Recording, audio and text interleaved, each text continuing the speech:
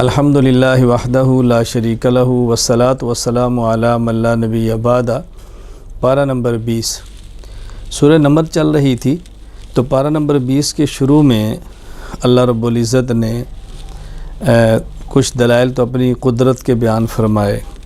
کہ اللہ تعالیٰ کے علاوہ رزق کون دے سکتا ہے، تکلیفیں کون دور کرتا ہے، بارشیں کون برساتا ہے، تمہاری حاجات کو پورا کون کرتا ہے، اللہ کے علاوہ کوئی نہیں ہے۔ تو اللہ تعالیٰ نے اپنی قدرت کے دلائل بیان فرمائے۔ اللہ تعالیٰ نے قیامت کی نشانی بیان فرمائی ہے کہ ایک جانور نکلے گا جو لوگوں سے باتیں کرے گا، یہ صفا پہاڑی سے نکلے گا۔ اس کے بعد اللہ تعالیٰ نے اپنے پیغمبر سے فرمایا کہ آپ یہ بات ان کو فرما دو کہ دیکھو جو ہدایت حاصل کرتا ہے اس کا نفع اس کو ہوگا، جو نقصان اٹھاتا ہے، ہدایت اختیار نہیں کرتا، ضلالت اختیار کرتا، اس کا نقصان بھی اس کو ہوگا۔ میرے ذمہ تو قرآن کریم پڑھ کے سمجھانا ہے، میں نے تمہیں سمجھا دیا، دونوں راستے تمہارے سامنے ہیں، جو حق اختیار کرے گا فائدہ اٹھائے گا، حق کو چھوڑے گا تو دنیا آخرت میں تباہ و برباد ہوگا۔ سورۃ النمل کے آخر میں پھر اللہ تعالیٰ نے فرمایا کہ پیغمبر آپ مکہ سے ہجرت فرما کے مدینہ جا رہے ہیں، تو جس اللہ نے آپ پر قرآن کریم نازل فرمایا ہے انشاءاللہ واللہ آپ کو واپس مکہ بھی لائے گا، اور یہ وعدہ پورا ہوا۔ رسول اکرم صلی اللہ علیہ وسلم پھر مکہ مکرمہ فاتح بن کے تشریف لائے۔ سورۃ العنکبوت، جو کہ سورت میں عنکبوت یعنی مکڑی کا ذکر ہے، اس لیے سورت کا نام ہی سورۃ العنکبوت رکھا گیا ہے۔ اللہ تعالیٰ نے یہاں یہ بات شروع میں سمجھائی ہے کہ اللہ تعالیٰ کی سنت ہے، اللہ تعالیٰ کی عادت ہے کہ اللہ تعالیٰ اپنے بندوں کا آزمائش سے ابتلا سے گزارتے ہیں۔ تو اہل حق کا، اللہ والوں کا آزمائش سے گزرنا یہ حق ہونے کی دلیل ہے، یہ کوئی حق سے نکلنے کی دلیل نہیں ہے۔ پھر اس صورت میں اللہ تعالیٰ نے انبیاء علیہ السلام کا ذکر فرمایا ہے کہ انبیاء علیہ السلام میں سے بطور خاص حضرت نوح علیہ السلام کا، حضرت ابراہیم علیہ السلام کا، حضرت لوط علیہ السلام کا، حضرت شعیب علیہ السلام کا یہ ذکر فرمایا، ان کے حوال بیان فرمائے، اور ان کے حوال بیان کر کے اللہ تعالیٰ نے اطمینان اپنے نبی کو دیا ہے، تسلی دی ہے کہ حوال پہلے نبیوں کے ساتھ بھی آئے ہیں، تو اللہ تعالیٰ نے یوں تسلی ایمان والوں کو بھی دی ہے، اپنے پیغمبر کو بھی دی ہے۔ پھر یہاں بالکل آخر میں پارہ نمبر 20 کے آخر میں عنکبوت یعنی مکڑی کا ذکر کیا ہے کہ یہ جو مشرکین شرک کرتے ہیں یہ مکڑی کے جالے کی طرح ہے، جس طرح بہت کمزور ہوتا ہے اس طرح شرک بھی بہت کمزور ہوتا ہے،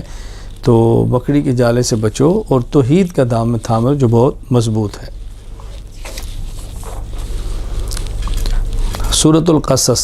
قصص کہتے ہیں چونکہ واقعہ بیان کرنا۔ اس سورت میں موسیٰ علیہ السلام کا ایک اہم واقعہ ذکر کیا ہے کہ موسیٰ علیہ السلام شہر میں داخل ہوئے، اور موسیٰ علیہ السلام کی قوم کا آدمی جو اسرائیلی تھا، فرعون کی قوم کا آدمی جو قبطی تھا، آپس میں لڑ رہے تھے۔ تو موسیٰ علیہ السلام نے چھڑانے کے لیے قبطی کو مکہ مارا تو وہ قتل ہو گیا، قتل کا ارادہ نہیں تھا۔ حضرت موسیٰ علیہ السلام نے اللہ تعالیٰ سے دعا بھی مانگی، یا اللہ میرا ارادہ قتل نہیں تھا لیکن ہو گیا، مجھے آپ معاف فرما دیں۔ دوسرے دن پھر موسیٰ علیہ السلام شہر میں داخل ہوئے تو وہی ان کی قوم کا جو اسرائیلی آدمی تھا کسی سے لڑ رہا تھا، تو حضرت موسیٰ علیہ السلام نے چھڑانا چاہا، تو چھڑانے کے لیے شاید آپ نے پھر مکہ اٹھایا، وہ اسرائیلی بول پڑا کہ کل آپ نے اس کو مارا تھا تو آج آپ مجھے ماریں گے، تو اس سے یہ بات پھیل گئی کہ قاتل تو موسیٰ علیہ السلام کے جو گزشتہ کل واقعہ پیش آیا تھا، تو تلاش کیا جا رہا تھا بندہ کون ہے جس نے قتل کیا۔ پھر موسیٰ علیہ السلام وہاں سے چھپے اور چھپ کر اپنی جان بچانے کے لیے دوڑے، اور مدین کا آپ نے رخ کیا۔ راستے میں ایک جگہ آپ ٹھہرے جہاں کنواں تھا، لوگ پانی وہاں سے بھر رہے تھے، اور وہاں دو عورتیں بیٹھی تھیں، بچیاں کیوں بیٹھی ہیں؟ کہا جی لوگ جائیں گے تو ہم اپنی بکریوں کو پانی پلائیں گے۔ موسیٰ علیہ السلام لوگوں کو پیچھے ہٹایا اور آپ نے اس کنویں سے پانی نکالا، ان کی بکریوں کو پلایا، اور پھر ایک طرف ہو کر بیٹھ کر اللہ سے دعا مانگی، یا اللہ میں مسافر ہوں، محتاج ہوں، آپ میرے رزق کا انتظام فرما دیں۔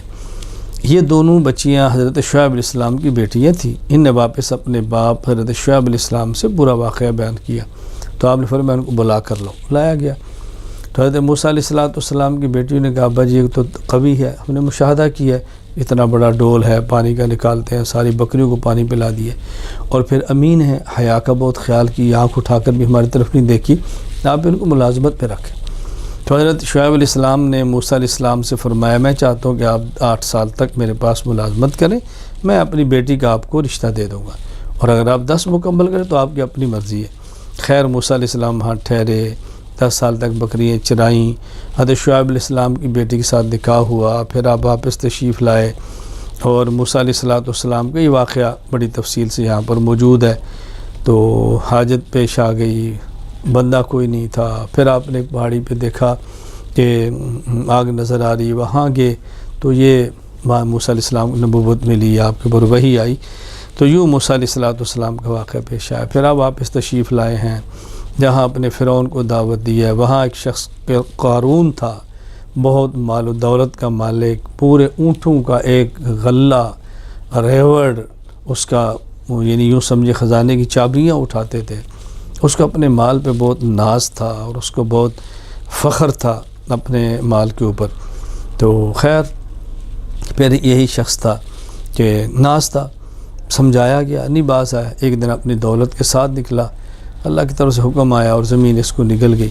پہلے وہ لوگ جس کی دولت کو دے کے چاہتے تھے ہم بھی اس سے ایسے بنے، پھر انہوں نے کہا اللہ کا شکر ہے کہ اللہ تعالی نے ہمیں اس سے بچا لیا۔ تو یوں قارون کا واقعہ بیان کیا۔ اس صورت کے آخر میں اللہ تعالیٰ نے پیشین گوئی بیان کیا، محمد صلی اللہ علیہ وسلم وہ اللہ جس نے آپ پر قرآن نازل کیا ہے، مکہ سے ہجرت کر کے آپ مدینہ تشریف لے جائیں گے، وہ اللہ دوبارہ آپ کو مکہ لائے گا۔ پیشین گوئی پوری ہوئی، آپ 8 ہجری میں فاتح مکہ بن کے مکہ تشریف لائے۔